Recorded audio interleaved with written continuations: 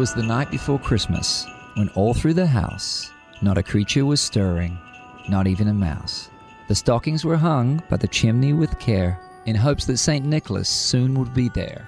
The children were nestled all snug in their beds, while visions of sugar plums danced in their heads. And Ma in her kerchief and I in my cap had just settled our brains for a long winter's nap, when out of the lawn there arose such a clatter. I sprang from the bed to see what was the matter.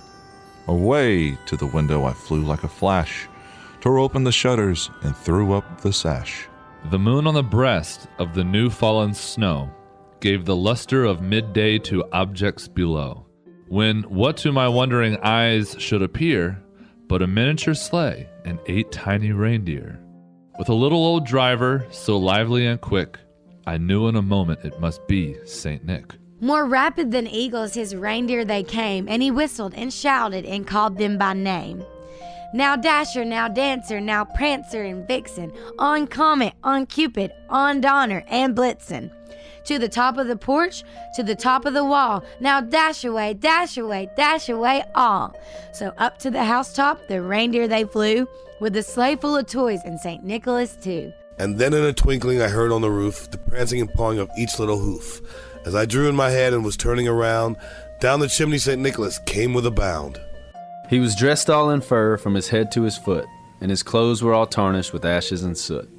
A bundle of toys flung on his back, and he looked like a peddler just opening his pack. His eyes, how they twinkled, his dimples, how merry. His cheeks were like roses, his nose like a cherry. His droll little mouth was drawn up like a bow, and the beard of his chin was as white as the snow.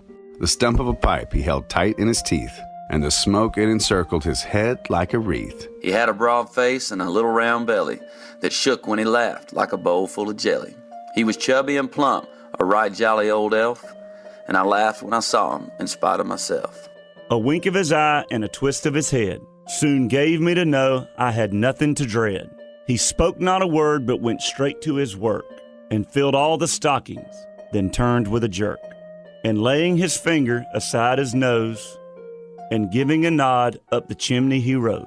He sprung to his sleigh, to his team gave a whistle, and away they all flew, like the down of a thistle. But I heard him exclaim as he drove out of sight, "Happy Christmas to all, and to all a good night." 1061 The Twister.